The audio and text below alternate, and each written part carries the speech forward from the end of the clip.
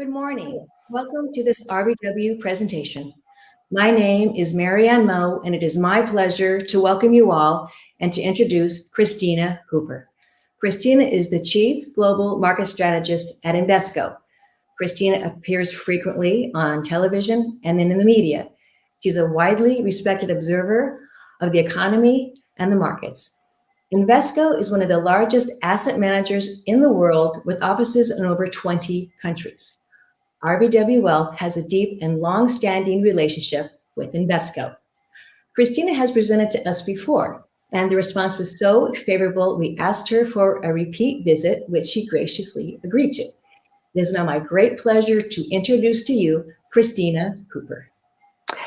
Thank you so much, Marianne. It is such a pleasure to be with you all, even though it's virtual. It was a lot nicer last time when I actually got to go out to the West Coast. So this is, however, the way we're communicating right now. And in fact, it has so much to do with what has happened to the economy in the last year plus.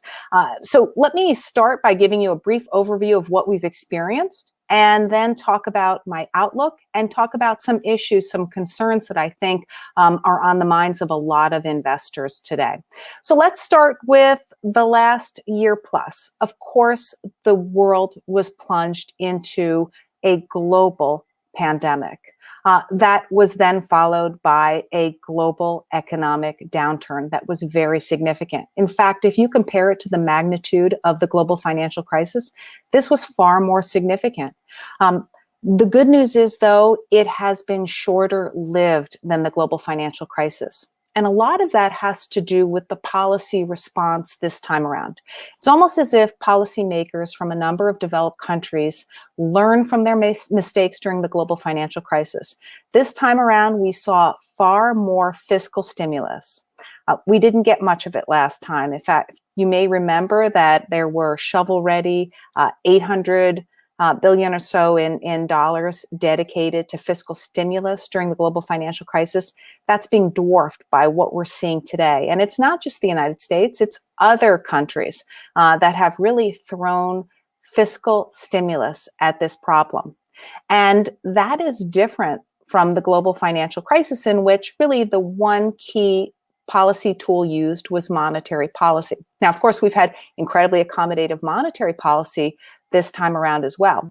But that addition of adequate fiscal stimulus makes a big difference. And I think is why we're likely to see a far more robust and inclusive recovery this time around, particularly when it comes to jobs. You may recall for years after the global financial crisis, it was portrayed, and I think accurately, as a jobless recovery. That's not the case this time around. I think we're seeing significant job creation. Now, I'll talk in a minute about why we haven't been able to necessarily fill those jobs, but we have seen a lot of job openings. Those who want to be employed, by and large, are employed. And so this is a very different recovery. Also, of course, that raises questions about inflation, which I'll address in a little while. Again, the more robust the recovery, the more potential there is for higher demand that drives up prices for a variety of goods and services. But as we stand here today, what we've seen over the last year is some really awful times, but also some real improvement. We've made great strides. Now, it's no surprise that last year, the countries that fared best, that rebounded the most quickly, were the ones that were best able to control the pandemic. And so many Asian countries, including China, South Korea, Taiwan, all did a great job controlling COVID-19. Now, a lot of it, of course, has to do with the fact that they've been through this before, right? They lived through SARS. They were just far better equipped to manage COVID-19 when it emerged. And as a result, they were able to see their economies start to rebound sooner. But now, really, what is dictating economic strength, economic leadership, is the ability to vaccinate one's population.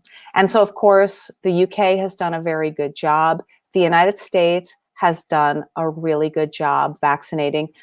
Israel has done a phenomenal job. I think of that as the gold standard in terms of vaccinating its population. Now, that's great for the countries that have been able to do it. But of course, the concern becomes those countries that have not been able to vaccinate their populations quickly. And it really runs the gamut. It's largely emerging markets countries, but not entirely. In Japan, there is a low vaccination rate, which is why the Olympics being held next month is being called into question. In fact, in parts of Asia, there are issues like Taiwan. You may recall that just a few weeks ago, there were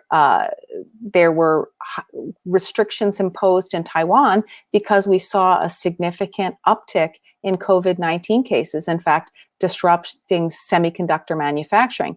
So I think 2021 is largely going to be about which countries are best able to vaccinate their populations quickly. The problem is that it's an issue for everyone because you can vaccinate your population quickly, but if there's a variant that emerges in another country, and usually the variants emerge in places where vaccinations are low because then they can spread and mutate quickly, then that becomes a problem for everyone. And a case in point right now is the United Kingdom.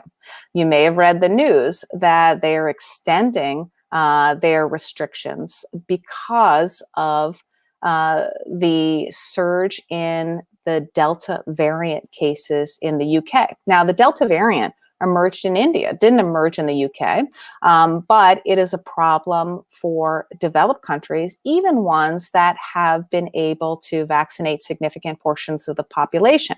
The UK is at a high level, but they haven't arguably achieved herd immunity. So it becomes an issue.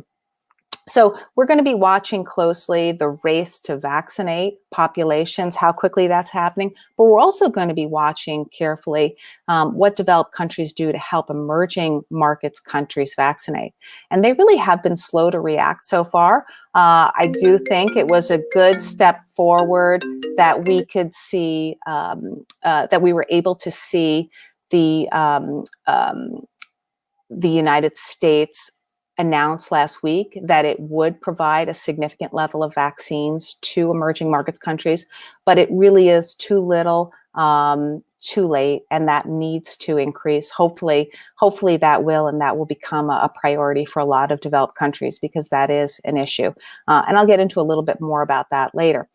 But I should say, and I think this is important to stress, our base case for 2021 is very positive for the United States. And for the global economy, I mean, we anticipate economies will accelerate as they reopen, and that any accompanying rise in inflation will largely be temporary. And I'll get into that in a minute. The United States, as I said, has had a very effective vaccine rollout. And I believe it's going to take the lead in the global economic recovery as growth in China moderates. The UK and the Eurozone are likely to follow the US recovery, with emerging markets countries generally lagging behind because, as I said, there are still obstacles in vaccinating their respective populations. As these economies reopen and spending increases, clearly inflation will rise significantly, especially in the US, but that is what the Fed has said it anticipates. It just expects it to be transitory in nature. So we would expect inflation to moderate to probably a rate faster than pre-crisis trends, but not sufficient enough to induce any kind of aggressive action from central banks, including the Fed. And over the longer term, we would actually expect factors like innovation and demographics to place downward pressure on inflation.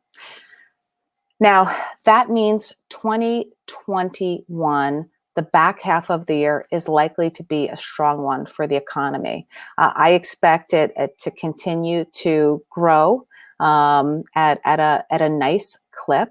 And having said that, though, of course, there are those two key risks I talked about. We'll call them tail risks, because I think that our base case is very likely, just given what we've seen thus far in 2021. But let's entertain the two tail risks. Our first tail risk is the resurgence of the pandemic. And that would occur as the result of the spread of more powerful virus mutations against which existing vaccines are substantially less effective. Now, what we've seen thus far with the Delta variant is that the major vaccines do protect against it to a certain extent. That typically, if you're vaccinated, you can avoid hospitalization. But there is a significant number of breakthrough cases. In other words, people are catching it who are vaccinated. So we want to follow this closely. But of course, this would be a situation that would be far more severe than that, one in which the vaccine would be very ineffective. And this is not what we're seeing with the Delta variant. This would have a negative impact on economic growth globally. But I will give the caveat that the impact would be not nearly as dramatic as what we saw in the initial wave of COVID-19. Why? Because economies have learned to adapt. They've learned to adapt to lockdowns, and they've developed tools to manage COVID-19. So we know, for example, that cheap and easily available steroids are one very effective way to treat COVID-19 in patients that have serious cases of it. So there are certainly a number of protocols that medical professionals know of now, having lived through that wave, multiple waves actually in the United States and other parts of the world, so that they are more effective in treating COVID-19. They also know, of course, masks work very well. No surprise there. We saw that with the Spanish flu 100 years ago. So we do have tools at our disposal that will make it easier for the economy to continue to grow, but at a slower pace if we do get hit with a significant wave of COVID-19. Emerging markets economies, of course, would be hardest hit in this scenario because not only do they have a relatively limited healthcare infrastructure, but as we know, lower vaccination levels. So there's a larger portion of the population that is vulnerable. In a lower growth environment, we would likely see more defensive parts of capital markets performing better. Cyclicals would not perform as well. Of course, over the last 6+ months, we've seen cyclicals perform well because the outlook has been very positive. But I would argue that would change if we saw another wave of COVID-19. And again, a wave that would be difficult to control with current vaccines. So what about the second risk, which I think is more on the minds of investors than a resurgence of the pandemic? And that, of course, is what happens if inflation is more persistent? Well, I have a lot to say on this topic, so let me try to be as concise as possible. First of all, we won't know if inflation is temporary or persistent for some time to come, right? Because it looks the same. It's just higher prices as we stare at it right now. It's only when it's in the rearview mirror that we know if it was transitory or more permanent. So that makes it that makes the Fed's determination of what kind of inflation it is far more important, because it is in the eye of the beholder as we live through it. So right now, it's very easy for the Fed to say that it is temporary in nature. And in fact, I would argue that there are some real signs it is temporary in nature. First of all, what causes stickier inflation? Typically, it's wage growth, right? That's the harder area of the economy in which to pull back on increases in prices, essentially. The increase in wages tends to be stickier. So we have seen significant wage growth in the last several jobs reports, even though we've added lower paying jobs. but we know there's a labor shortage right now. If we look at the Federal Reserve Beige Book, which is full of a lot of great anecdotal information, what we hear in a variety of districts from a variety of companies is that there seems to be several different key reasons why that there aren't more people interested in taking jobs right now.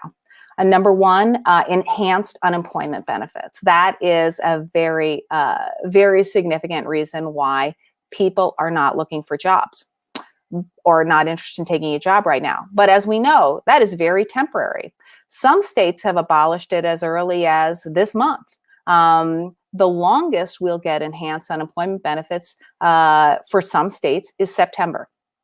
Okay, so temporary. Number two, childcare issues. People aren't able to find someone to take care of their kids, so they cannot work. Now, a lot of the childcare issues were created because schools went online this year. But even the New York City public school system is planning to have school in person every single day starting in the fall. And so I think we would be hard pressed to find any school that is online starting in the fall, unless, of course, we see some kind of, terrible wave of COVID-19, as I talked about in the other tail risk scenario. So a lot of the childcare issues, in fact, I would argue all of the childcare issues go away by September because we're back in school, daycares are operating at full capacity, that kind of thing. Another issue, interestingly, that emerged in the Federal Reserve Beige Book, reduced availability of public transportation. Well, municipalities had to cut back. There wasn't as much use of public transportation, and so they reduced their schedules. But as everyone starts to return to work, they're going to have to ramp up their schedules. So that's likely to be a temporary problem. And then the final reason that we've heard over and over again for why people are not interested in working right now is fear of catching COVID-19. Well, that dissipates as the infection rates go down and as the vaccination rates go up. So the Biden administration has a goal of by July vaccinating 70% of the population. I don't think they're going to get there, but that's pretty darn close to herd immunity based on medical estimates that I've seen recently. So I think that concerns about COVID-19 will dissipate and relatively quickly. So that tells me that one big source of sticky or persistent inflation, which is wage growth, is probably not going to be a significant issue. Yes, we're going to see price increases on goods, but those can easily come down. It's all dictated by supply and demand. Now, what seems to be differentiating this time period from the 70s is that in the 1970s, people continued to buy goods when prices went up because they expected prices to continue to go up. I know that sounds strange, but that is very much the mentality, and we saw it in surveys back then. Now, this time around, what we're seeing is people foregoing purchases if prices have gone up. And as a result, for example, lumber has come down almost 40% from its peak in early May. I mean, that's really quite astounding, and I think speaks to how quickly prices on goods can fluctuate. And if we looked at retail sales today, what we saw was a drop in spending in areas like furniture. And I'm sure it's because prices had gone up in furniture, so people decided they weren't going to buy furniture. Autos, a decrease in purchase on autos. And of course, that was an area where we saw prices go up. Certainly in CPI, used car prices were a big chunk of why it went up so much. So I think that consumers today have a different mindset, and they're just going to move away from purchases when they get too expensive. I know that there, in particular, have been a few members of the FOMC that are very concerned about home prices, that they've gone up so much. Well, Americans have a choice. They don't have to keep buying houses.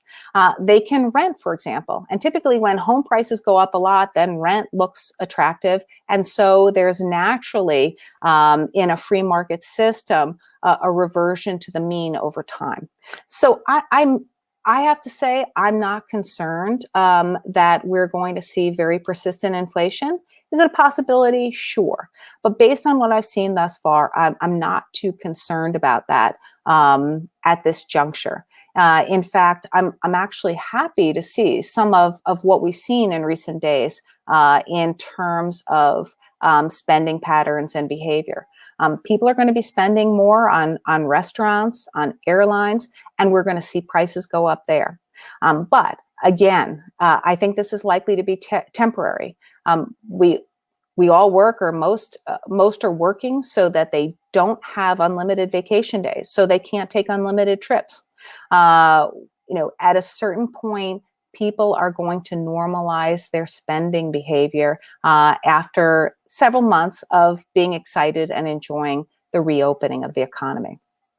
So that's just a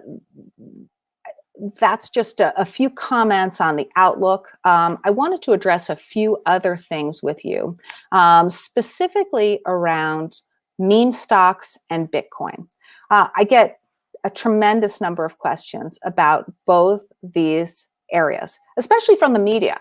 They ask if this is emblematic of froth in the overall market.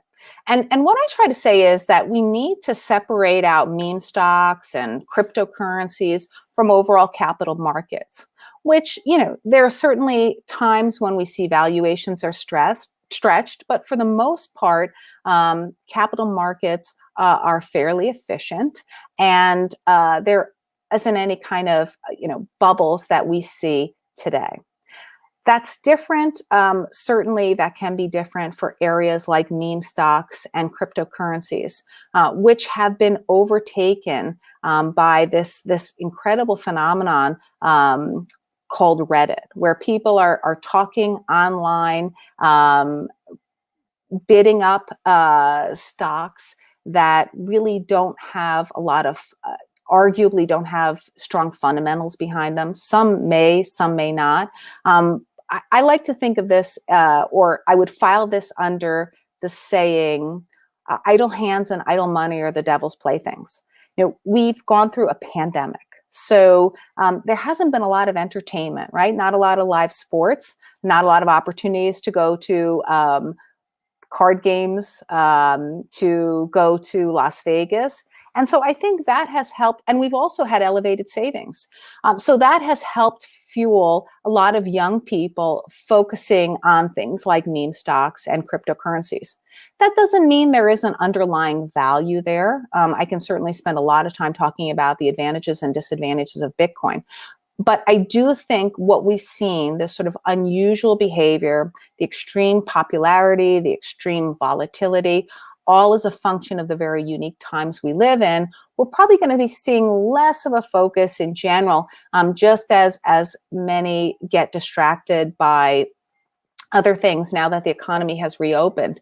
But I think meme stocks certainly are a phenomenon that can stay. It's just a small corner of the market.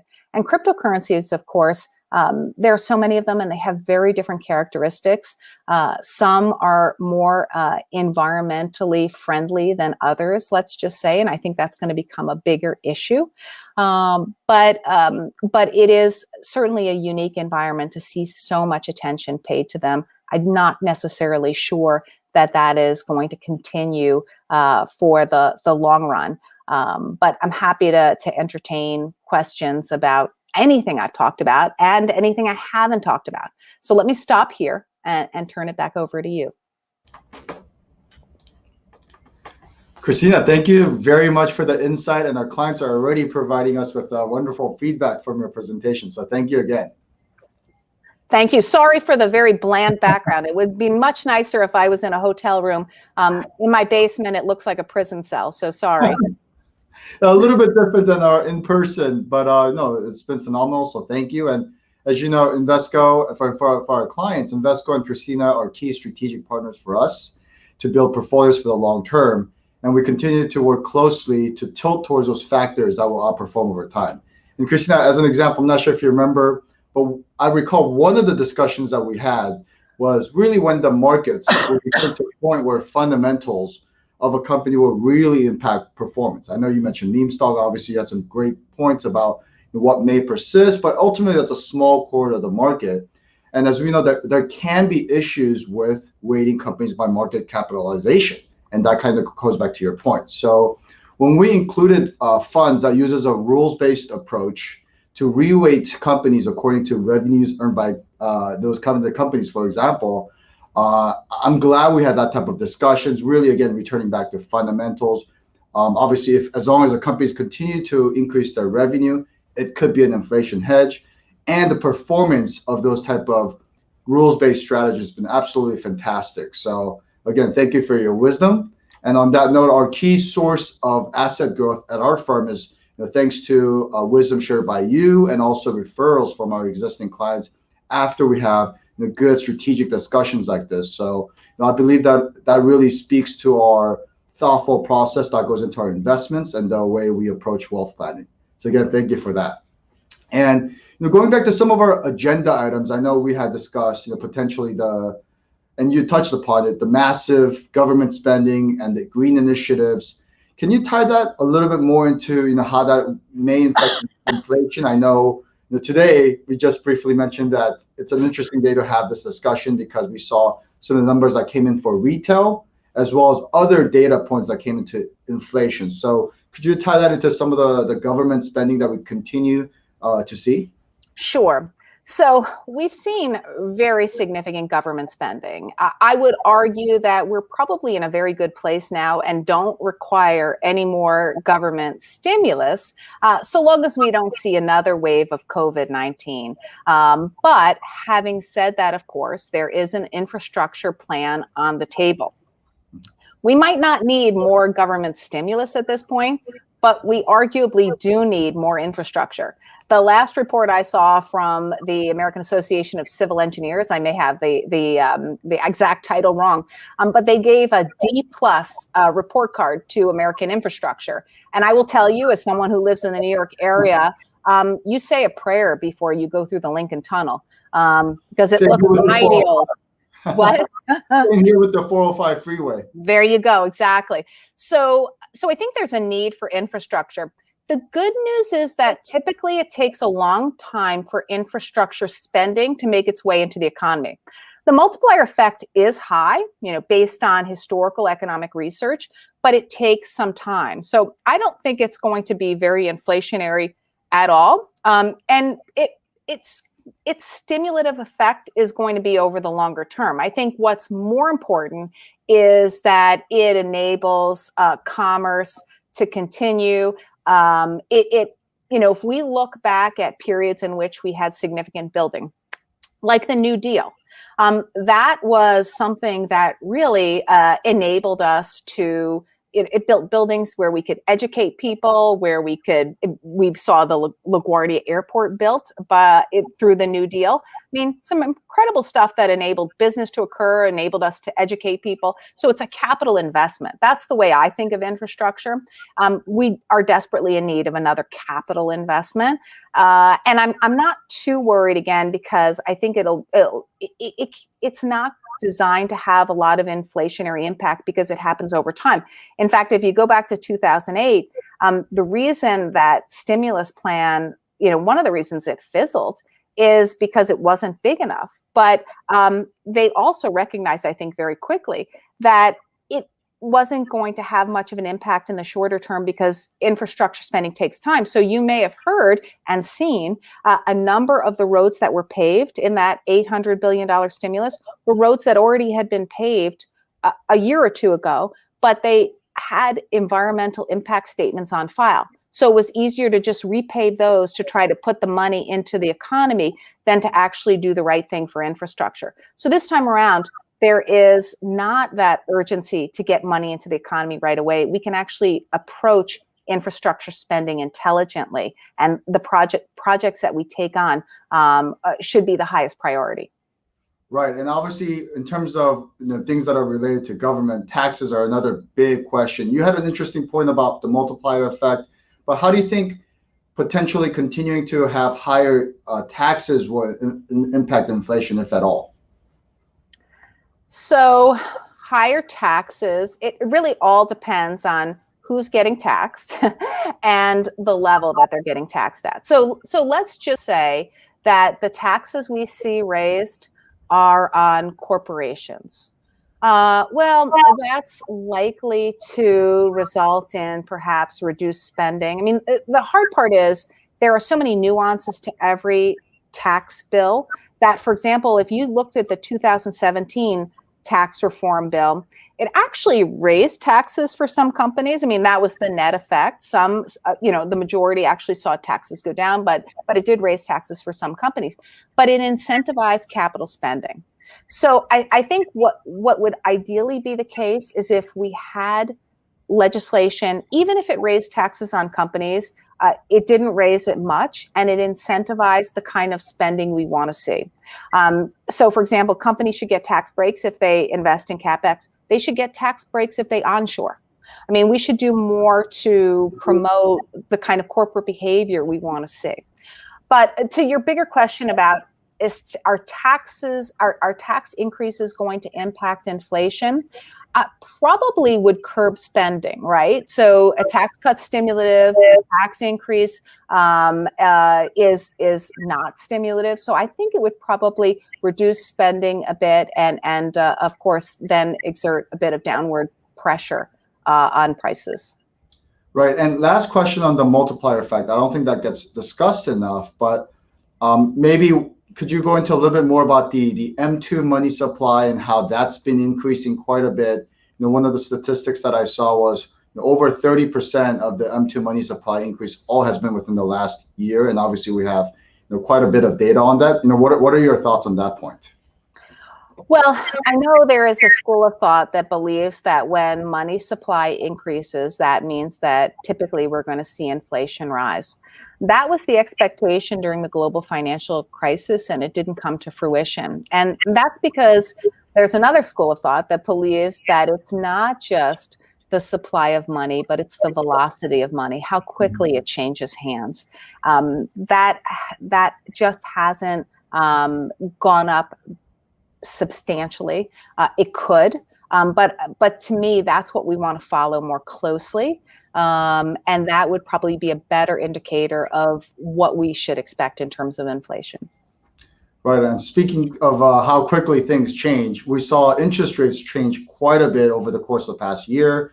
And we saw that, if you're allowing the government to borrow your money for 10 years, I think at the lowest it was on 0.5% per year, which was, unbelievably low. And we saw a rapid increase in the past years ever since the economy rebounded. So what are you seeing in terms of interest rate data, and where do you foresee short-term and longer term? So, if we think about, short term, we'll find out about the Fed funds rate tomorrow with the dot plot, right? But I suspect they might get they might move up their timeline a little bit on rates. We'll see. But for, let's say, the 10-year, we have, as you said, seen this dramatic move in the 10-year yield over the course of just a few months, anticipating a high level inflation. And then, of course, we've seen it come down. Yesterday, I had to pinch myself looking at, I think it was a 1.43% level. It's gone back above 1.5% now. And I suspect that as we head into the back half of the year, it will go up. And that by the end of the year, it will be significantly higher than it is today. Maybe not yet at 2%, but probably close. And I think it's important to take a step back and say there are so many different factors impacting the 10-year. You've got foreign demand for treasuries. And for example, last week we saw the dollar weaken, and that spurred foreign buying of treasuries. But beyond that, of course, there is always that risk on, risk off environment that sees almost a bathtub effect where you could see some dollars leaving treasuries and going to stocks and vice versa, especially depending upon where yields are on stocks versus the yields on the 10-year. So I think there are just so many different factors at play, but most people believe that really the key factors impacting where the 10-year goes is growth expectations and inflation expectations. Well, I do think inflation's going to go up. I think it's going to be transitory, but I do think it's going to go up. And I also think growth is going to improve from here. So just based on that alone, I would expect the 10-year yield to rise.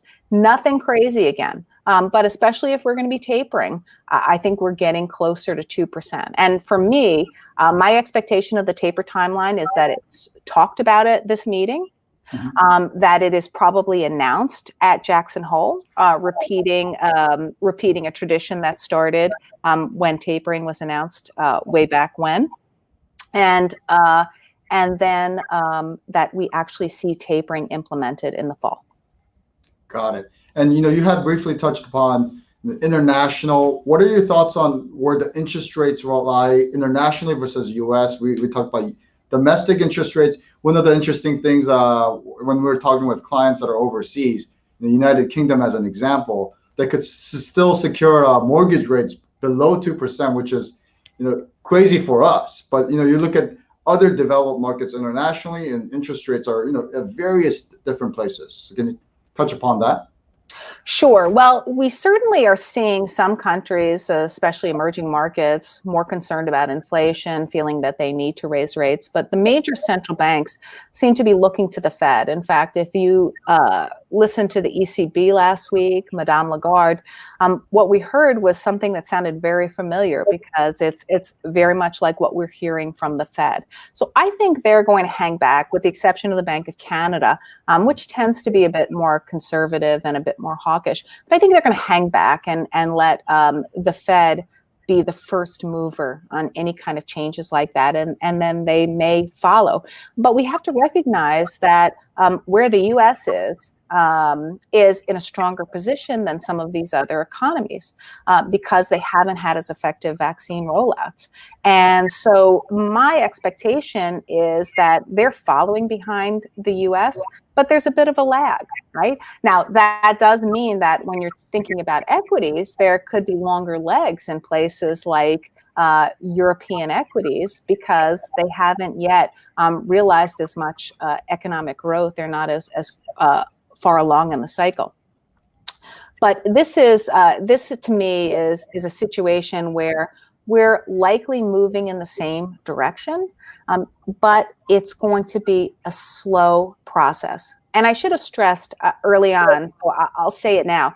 The Fed really created a paradigm shift last year when it changed its inflation targeting policy to flexible average inflation targeting. The acronym, by the way, is FATE. I don't know what that's telling us, but I do think that has made a big difference. It's the difference between the Fed having historically been interested in taking the punch bowl away as soon as the party begins, to a Fed that's more likely to keep the punch bowl out for a while, even if some party goers are getting tipsy. And again, other major central banks are likely to follow that lead, even though they didn't technically change their inflation targeting policy. But the Fed, and I should also say, what's really interesting about the Fed right now is we're starting to see this chasm form between governors and presidents. The Fed presidents, of course, are more closely tied into the business communities in their regions. And so they're advocating for them. They're the ones who are more hawkish. And then, of course, you have the governors that are thinking about lofty goals in terms of greater economic equality, especially in the job market.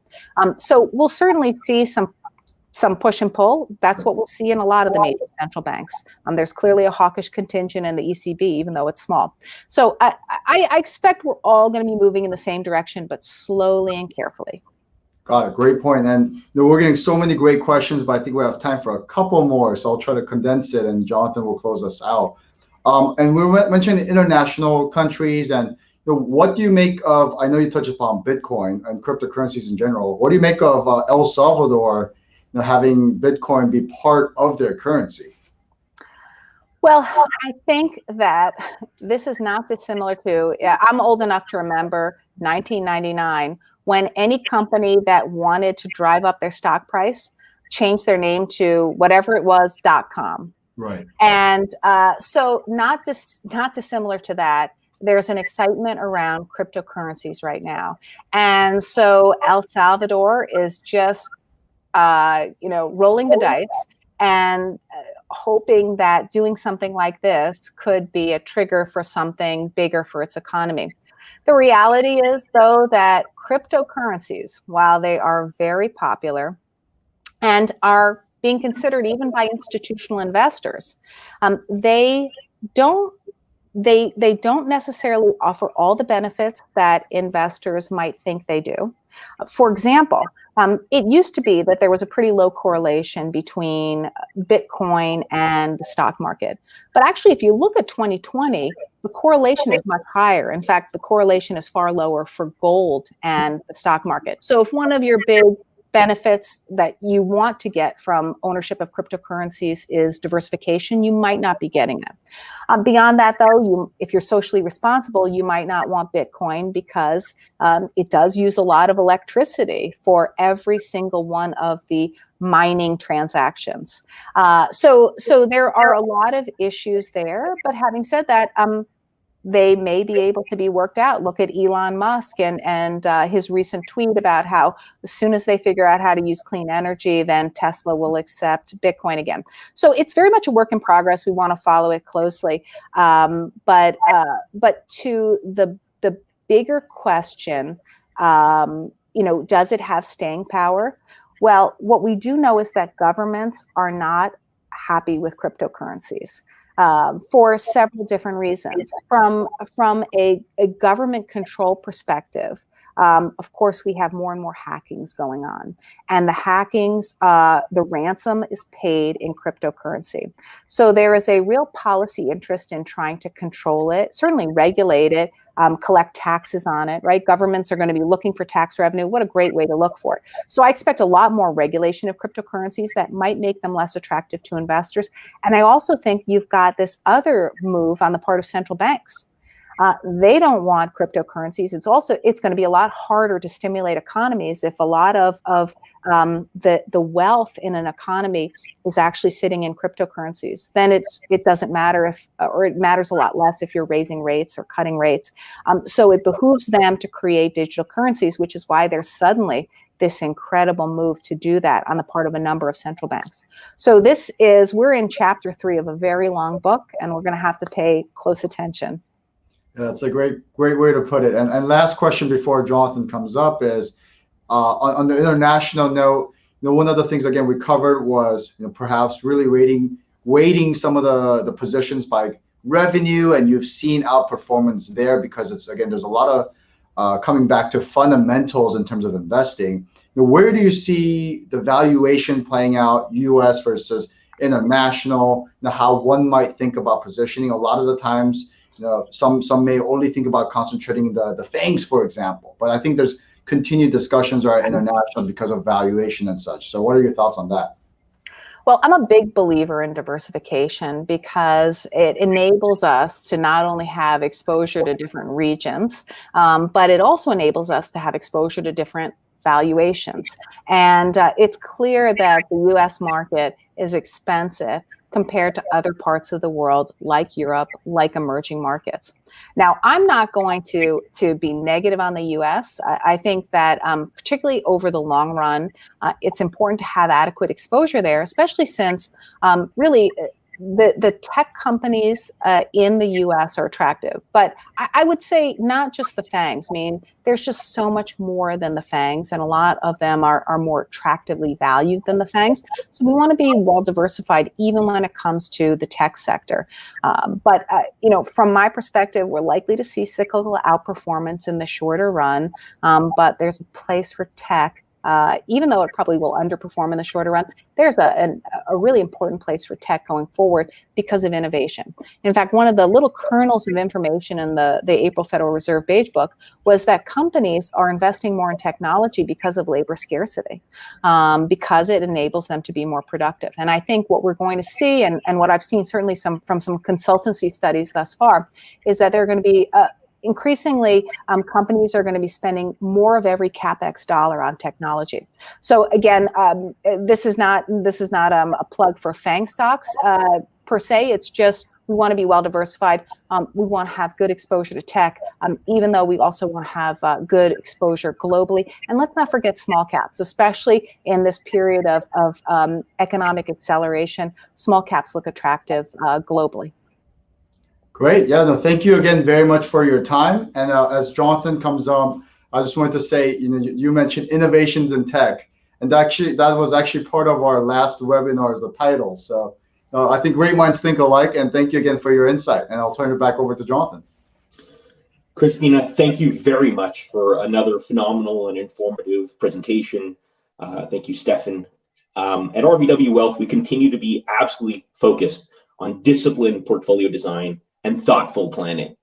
And those are the two things that have seen us and our clients through the last 18 months. And while there's a lot of change in the world, those two things will remain constant in our approach to our clients. Really, there is so much news and noise to be sifted through that if we can remain totally fixated on disciplined portfolio design and thoughtful planning, that's really the key to success. As it relates to planning, there's a hell of a lot that can be done in the world of estate planning and working with your estate planners to address the changes in the estate laws that are pending as well, which we didn't talk about on this presentation, but of course that's obviously on our mind and on the minds of most of our clients at our meetings. So with that, thank you very, very much for any of our RVW clients out there. We look forward to meeting with you one-on-one and following up, with any questions or thoughts you have based on what Kristina's presented today. So thank you very, very much. And thank you to RVW for having me. This has been great, and I cherish my time with you today. Thank you, Kristina. Thank you.